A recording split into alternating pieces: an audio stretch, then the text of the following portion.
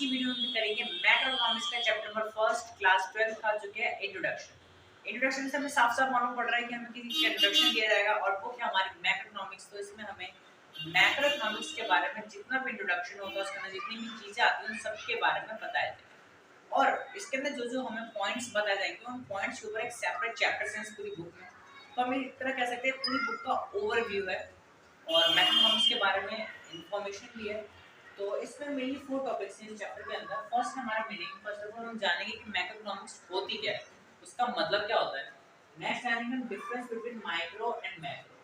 अब class 11th में हमारी बुक थी मैक्रोइकोनॉमिक्स एंड क्लास 12th में मैक्रोइकोनॉमिक्स, तो हम उनके बीच में डिफरेंस जानेंगे कि इसमें डिफरेंस क्या होता है, किस तरह अलग होती है। फिर हम पढ़ेंगे स्कोप ऑफ मैक्रोइकोनॉमिक्स। मैक्रोइकोनॉमिक्स तो स्कोप के हम ये समझ सकते हैं कि कहाँ-कहाँ ये यूज होता है, किस-किस प्लेस पे यूज होता है, प्लेस मतलब क्या-क्या यूज करते हैं इसको निकालने के लिए। एंड फोर्थ है सिग्निफिकेंस ऑफ मैक्रोइकोनॉमिक्स। सिग्निफिकेंस से हम समझ सकते हैं, सिग्निफिकेंस मतलब इंपॉर्टेंस, मतलब मैक्रोइकोनॉमिक्स की क्या इंपॉर्टेंस है जो हमें इसको यूज करना पड़ता है। तो वन बाय हम सबको डिस्कस करते हैं, तो बने रहिए वीडियो में। तो अब हम जानेंगे इसके मीनिंग के बारे में। तो इसका मीनिंग हम सबसे पहले जानते हैं। तो मैक्रोइकोनॉमिक्स का मतलब क्या होता है। फर्स्ट ऑफ ऑल हम इसके ओरिजिन के बारे में जानेंगे। ओरिजिन इसका क्या है। ओरिजिन एक ग्रीक वर्ड है, मतलब जो हम यहाँ मैक्रो देखते हैं वो ग्रीक वर्ड है, जो है मैक्रोस। ये मैक्रोस एक ग्रीक वर्ड है जिससे निकला है मैक्रोइकोनॉमिक्स, जिसका मतलब होता है लार्ज, मतलब बड़ा। और फिर हम इसकी डेफिनेशन देखेंगे। डेफिनेशन क्या है। It is that branch of economics which studies the economic problem और issue at the level of economy as a whole. इसका मतलब क्या हुआ, मतलब इकोनॉमिक्स की वो ब्रांच है जो कि स्टडी करती है, इस पे ध्यान देती है इकोनॉमिक प्रॉब्लम्स और इश्यूज पे eight the level of economy. मतलब एक पूरी कंट्री की इकोनॉमी में जितनी भी तरह की प्रॉब्लम्स आती हैं उन सबको किस तरह सॉल्व करना है वो हमारी क्या बताती है, मैक्रोइकोनॉमिक्स। नेक्स्ट फिर हम एग्जांपल देखेंगे कुछ, जैसे कि एम्प्लॉयमेंट ऑफ रेजिडेंट्स, कि जैसे कंट्री के अंदर एम्प्लॉयमेंट चाहिए तो उसकी जो प्रॉब्लम है उसको कौन सॉल्व करेगा, मैक्रोइकोनॉमिक्स सॉल्व करेगा। और जैसे growth of output in economy, मतलब जो भी हम ग्रोथ करते हैं, जो भी प्रोडक्शन करते हैं, उसका जो आउटपुट आ रहा है उसको ग्रो कैसे करें वो भी हम मैक्रोइकोनॉमिक्स के अंदर पढ़ते हैं। And like rise price rising and falling, मतलब इन्फ्लेशन डिफ्लेशन, जैसे कि मंदी आ जाती है, कभी कोई सामान ज़्यादा महंगा हो जाता है या फिर कुछ सामान बहुत ही सस्ते हो जाते हैं, तो इन सब की जो प्रॉब्लम है वो कौन सॉल्व करता है, मैक्रोइकोनॉमिक्स, क्योंकि ये पूरी कंट्री की प्रॉब्लम। और अगर ये कोई भी कंट्री की प्रॉब्लम होती है क्योंकि बहुत बड़ा कॉन्सेप्ट है, तो उसी बड़े कॉन्सेप्ट को सॉल्व करने के लिए हमने क्या बनाई, मैक्रोइकोनॉमिक्स। तो अभी हम जानेंगे कि माइक्रो एंड मैक्रो में क्या डिफरेंस होता है। तो अब हम देखते हैं डिफरेंस। तो अब हम देखते हैं माइक्रो और मैक्रोइकोनॉमिक्स में डिफरेंस क्या होता है। डिफरेंस के हमने कुछ बेसिस ले रखे हैं, मतलब हम किस आधार पर इनको डिफरेंस करेंगे, तो वो सब बेसिस ये हैं। तो हम जानते हैं सबसे पहले डेफिनेशन से। जैसे कि अभी हमने मैक्रोइकोनॉमिक्स की डेफिनेशन पढ़ी थी, उसकी डेफिनेशन कहती है it is that branch of economics which studies the economic problem और issue at the level of economy as a whole. तो इसकी वो डेफिनेशन है at the level of economy as a whole. Macroeconomics के अंदर हम पूरी economy को लेते हैं, पूरी इकोनॉमी के अंदर जितना प्रोडक्शन हो रहा है उन सबको लेते हैं, उन सभी इश्यूज को लेते हैं जो कि पूरी इकोनॉमी से रिलेटेड होता है। बट जो माइक्रो इकोनॉमिक्स होता है वो एक इंडिविजुअल, जैसे कि हम हो गए, एक फर्म हो गई या फिर एक इंडस्ट्री हो गई, तो एक पर्टिकुलर सिंगल पर्सन को लिया जाएगा, पर्सन या फिर एक पर्टिकुलर फर्म को लिया जाएगा माइक्रो इकोनॉमिक्स के अंदर। तो डेफिनेशन में बाकी सब सेम है, बट एंड में आ जाएगा यहाँ पे इंडिविजुअल, यहाँ economy as a whole. Second है हमारा एजम्पशन ऑफ स्टडी, मतलब हम क्या एज्यूम करके चलते हैं जब हम माइक्रोइकोनॉमिक्स को स्टडी कर रहे होते हैं, और जब क्या एज्यूम करते हैं जब हम मैक्रो को स्टडी कर रहे होते हैं। तो माइक्रो में हम एज्यूम करके चलते हैं कि जब हम मैक्रोइकोनॉमिक्स के क्वेश्चंस कर रहे होते हैं, फिर मैक्रोइकोनॉमिक्स को फाइंड कर रहे होते हैं, तो जो मैक्रोइकोनॉमिक्स के जो हमारे वेरिएबल्स होते हैं वो कांस्टेंट रहेंगे। कि अगर हम ऐसा एज्यूम नहीं करेंगे तो हमारा चेंज होता है। अगर मैक्रो में चेंज हो रहा है तो माइक्रो में कुछ ना कुछ तो चेंज होगा। तो ताकि हम उसको आराम से कर सकें तो हम ये मान के चलते हैं इसमें मैक्रो जो वेरिएबल्स हैं वो कांस्टेंट है। तो मैक्रो के अंदर मान के चलते हैं मैक्रो वेरिएबल्स आर कांस्टेंट, और मैक्रो के अंदर हम मान के चलते हैं कि माइक्रो के जो वेरिएबल्स हैं वो कांस्टेंट है। तो micro variables are constant. Next central issue. Central issue क्या है, मतलब इसमें मेन प्रॉब्लम क्या आती है हमको, जब हम माइक्रो कर रहे होते हैं फिर मैक्रो कर रहे होते हैं, सेंट्रल इशू क्या है, सेंट्रल प्रॉब्लम क्या है जिसको ये सॉल्व करता है। तो माइक्रोइकोनॉमिक्स में जो सेंट्रल प्रॉब्लम है वो है allocation of resources. Allocation of resources. Allocation of resources से क्या मतलब है? एलोकेशन ऑफ रिसोर्सेज का मतलब होता है कि जो हमारे रिसोर्सेज हैं, जो हमारे पास हैं, उनको कहाँ-कहाँ यूज करना है, कहाँ-कहाँ लोकेट करना है, वो आता है हमारा एलोकेशन ऑफ रिसोर्सेज में, जो कि माइक्रो इकोनॉमिक्स का सेंट्रल इशू। अब मैक्रो इकोनॉमिक्स का जो सेंट्रल इशू है वो है determination of overall level of output. अब इसका मतलब क्या है? डिटरमिनेशन का मतलब होता है कि आउटपुट जो है, जितना भी हमने प्रोड्यूस करा है वो हमारी क्वांटिटी डिमांड के इक्वल हो। अगर जितना हमने प्रोड्यूस करा है और जितना हमारी डिमांड है, क्वांटिटी डिमांडेड, अगर वो दोनों इक्वल हैं तो वो हमारा determination of over level of output कहलाएगा, जो कि मैथमेटिक्स का सेंट्रल इशू है, उसे सॉल्व करना। नेक्स्ट है डिग्री ऑफ एग्रीगेशन। एग्रीगेशन का मतलब होता है ग्रुप। जैसे कि हमें सब पता है कि हमें मालूम है कि मैक्रोइकोनॉमिक्स के अंदर हमारा जो ग्रुप्स हैं एज कंपेयर टू माइक्रो ज़्यादा होता है, क्योंकि माइक्रो में एक इंडिविजुअल की स्टडी होती है और मैक्रो में सबकी, तो एग्रीगेशन उसमें ज़्यादा होता है। बट इसका मतलब ये नहीं कि माइक्रो के अंदर होता ही नहीं है, मैक्रो के अंदर होता है बट बहुत ही कम लेवल पे होता है। जैसे कि एक एग्जांपल लेते हैं जिसमें माइक्रो के अंदर जो हमारा एग्रीगेशन है वो होता है। जैसे कि एक इंडस्ट्री है जो कि क्लोथ प्रोड्यूस करती है, तो वो जो क्लोथ प्रोड्यूसिंग इंडस्ट्री है वो सारी इंडस्ट्रीज उसके अंदर आएंगी, मतलब उस एग्रीगेशन के अंदर आएंगी जो सारी इंडस्ट्रीज क्लोथ प्रोड्यूस कर रही हैं। तो सारी इंडस्ट्रीज क्लोथ प्रोड्यूस कर रही हैं, वो उनका एग्रीगेशन माइक्रो के अंदर आएगा। बट जब हम मैक्रो की बात करते हैं तो मैक्रो के अंदर खाली एक कपड़ा बनाने वाले नहीं, एक जूते हो गए, यहाँ तक कि हमारा एग्रीकल्चर सेक्टर, सर्विस सेक्टर में जितना भी एग्रीगेशन होता है वो सब हमारा मैक्रो में आता है। तो हम ये लिख सकते हैं कि wider degree of aggregation as compared to micro। और माइक्रो में लिख सकते हैं small degree of aggregation as compared to macro। इसमें हमारा कम होता है और इसमें हमारा ज्यादा होता है। नेक्स्ट हमारा इकोनॉमिक वेरिएबल। इकोनॉमिक वेरिएबल जैसे कि हम मैथ में पढ़ते हैं कि वेरिएबल्स एक्स वाई हम लेट करते थे, तो उसी तरह जब हम माइक्रोइकोनॉमिक्स को पढ़ते हैं तो हम कुछ वेरिएबल्स को लेते हैं और मैक्रो में भी लेते हैं, तो उन वेरिएबल्स को क्या कहते हैं और वो क्या क्या होते हैं। तो जैसे कि इकोनॉमिक वेरिएबल है, माइक्रो के अंदर माइक्रो वेरिएबल्स होते हैं, माइक्रो वेरिएबल्स, और मैक्रो के अंदर होते हैं हमारे मैक्रो वेरिएबल्स। और ये क्या होते हैं? जैसे माइक्रो के अंदर हम इंडिविजुअली स्टडी करते हैं तो उसके जो वेरिएबल्स भी ऐसे होते हैं, जैसे consumer supply and consumer demand. ये मैंने शॉर्ट फॉर्म लिख दिया, वैसे ये consumer supply and consumer demand, और यहाँ होती है aggregate supply and aggregate demand. तो ये उसके वेरिएबल्स हैं। नेक्स्ट हम पढ़ेंगे मेथड ऑफ स्टडी, मतलब कि इनको जब हम स्टडी करते हैं, सब माइक्रो को स्टडी करते हैं तो उसको मेथड को कहते क्या हैं। तो जब हम माइक्रो को स्टडी करते हैं तब हम जो उसकी स्टडी करते हैं तो उसको कहते हैं हम पार्शियल इक्विलिब्रियम एनालिसिस। जब हम माइक्रो को स्टडी करते हैं उसको हम कहते हैं पार्शियल इक्विलिब्रियम एनालिसिस। जब हम मैक्रो को स्टडी करते हैं तो उसे हम कहते हैं जर्नल इक्विलिब्रियम एनालिसिस। तो ये था हमारा डिफरेंस माइक्रो एंड मैक्रोइकोनॉमिक्स के अंदर। आई होप आपको समझ आया होगा। अब हम नेक्स्ट टॉपिक की तरफ बढ़ते हैं जो कि है स्कोप ऑफ मैक्रोइकोनॉमिक्स। तो अब हम पढ़ेंगे स्कोप के बारे में मैक्रोइकोनॉमिक्स के। तो वन बाय वन हम सबको डिस्कस करते हैं। तो फर्स्ट है हमारा estimation of national income and related aggregate. मतलब क्या होता है? फर्स्ट ऑफ ऑल हमें स्कोप का मतलब जानते हैं। स्कोप का मतलब होता है क्षेत्र। क्षेत्र में मतलब कहाँ-कहाँ मैक्रोइकोनॉमिक्स का यूज होता है।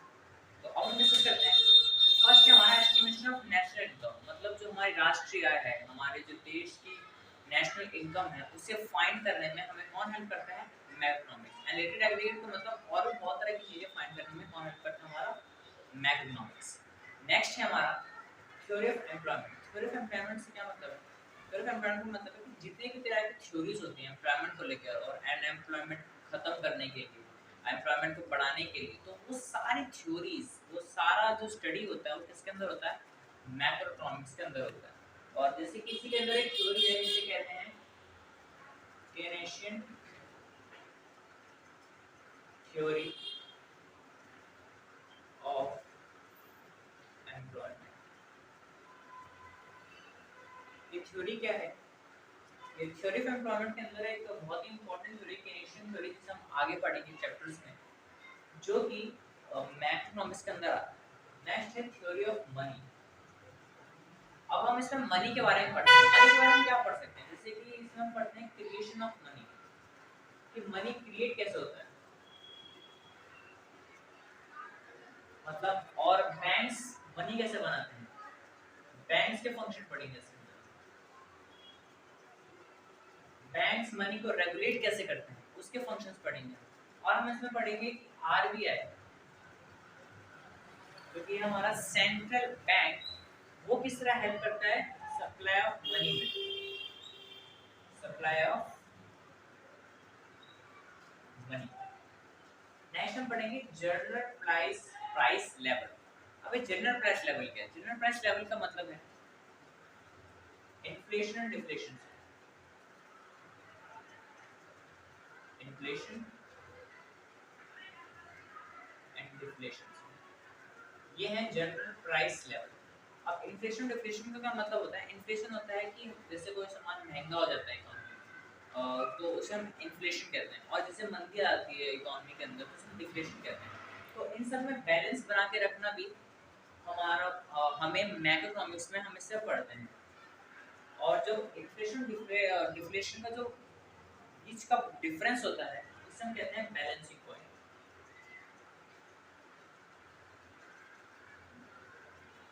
इसे कहते हैं बैलेंसिंग।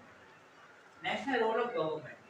अब हम यह देखते हैं कि गवर्नमेंट भी मैक्रोइकोनॉमिक्स का यूज करती है। वो किस तरह? जब जैसे गवर्नमेंट होती है हर साल हमें बजट दिखाती है, तो वो जो बजट बनता है वो किसकी हेल्प से बनता है? मैक्रोइकोनॉमिक्स की हेल्प से। तो क्या बोलते हैं इसमें लिख सकते हैं हेल्प टू मेक बजट। कौन हेल्प करता है? हमारी मैक्रोइकोनॉमिक्स। नेक्स्ट है हमारा exchange rate and balance of payment.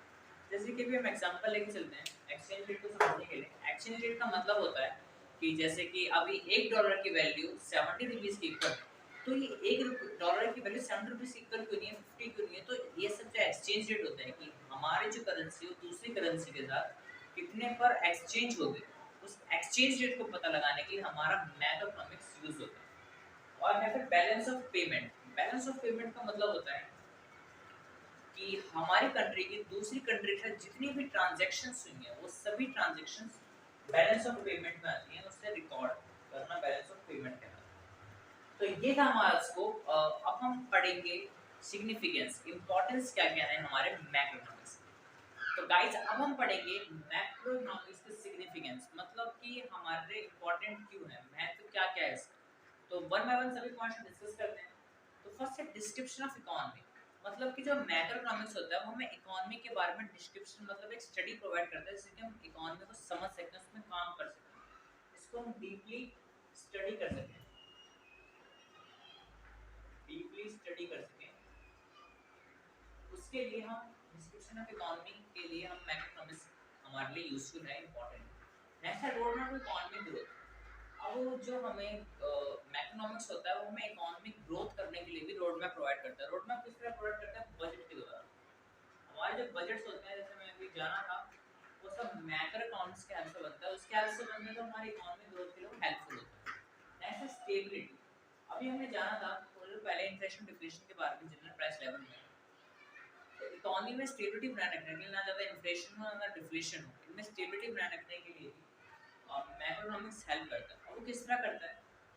जैसे कि वाला पॉइंट है पॉलिसी फॉर्मुलेशन। तो हम पॉलिसीज बनाते हैं जिसके हेल्प से इकोनॉमिक स्टेबिलिटी हो सके। इसमें दो तरह की पॉलिसीज होती हैं। एक होती है हमारी मॉनेटरी पॉलिसी,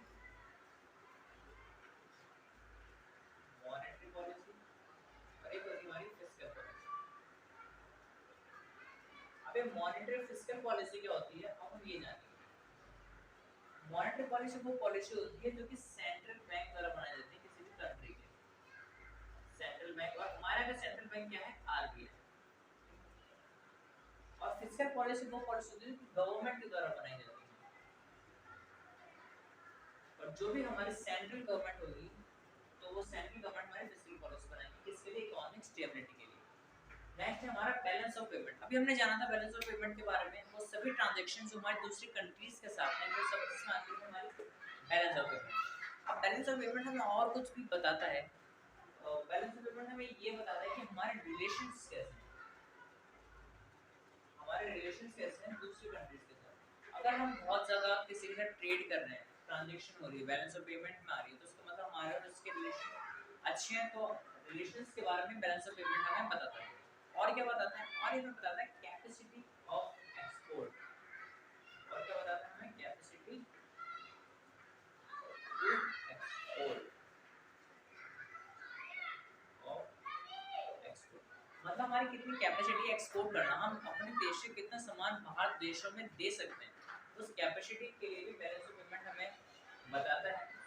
और हमें ये क्या मालूम पड़ता है, और हमें मालूम पड़ता है कि हमारा इंपोर्ट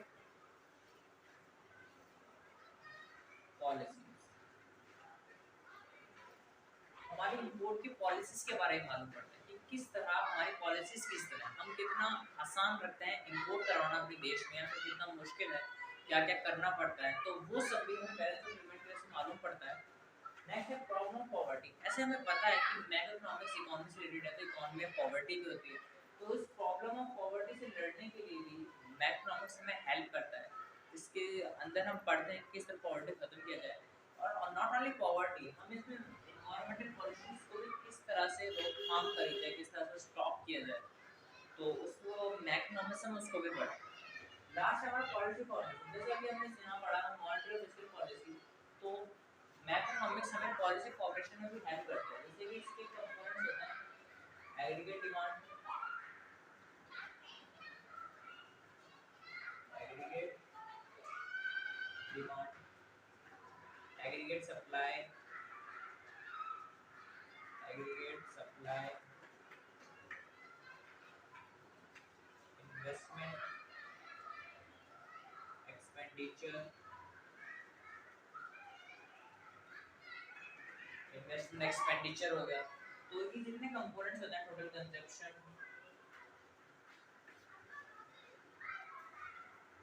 एक्सेट्रा, जितने भी कंपोनेंट्स आते हैं मैक्रोइकोनॉमिक्स के अंदर, वो हमें हेल्प करते हैं पॉलिसी फॉर्मुलेशन में, मतलब पॉलिसीज बनाने में। तो यहाँ पे हमारा ये सिग्निफिकेंस वाला टॉपिक भी खत्म होता है, और इसी टॉपिक के साथ हमारे चैप्टर भी खत्म होता है। अगर आपको इन सब टॉपिक्स के नोट्स चाहिए तो डिस्क्रिप्शन में लिंक है वेबसाइट की मेरी, तो आप उस वेबसाइट पे क्लिक करके, मैंने वहाँ पे जो नोट्स हैं उनकी इमेजेस डाल रखी है, तो आप वहाँ से उसको नोट कर सकते हैं। आपको हम बार-बार वीडियो पॉज करके नोट करने की ज़रूरत नहीं है। तो आई होप गाइस आपको वीडियो अच्छी लगी होगी, पर अगर अच्छी लगी हो तो उसको लाइक करो, दूसरों के साथ शेयर भी करो, और हाँ, चैनल को सब्सक्राइब करना मत भूलना। तो हम मिलेंगे हमारी नेक्स्ट वीडियो में, तो स्टे ट्यून्ड, बाय बाय, जय श्री राम।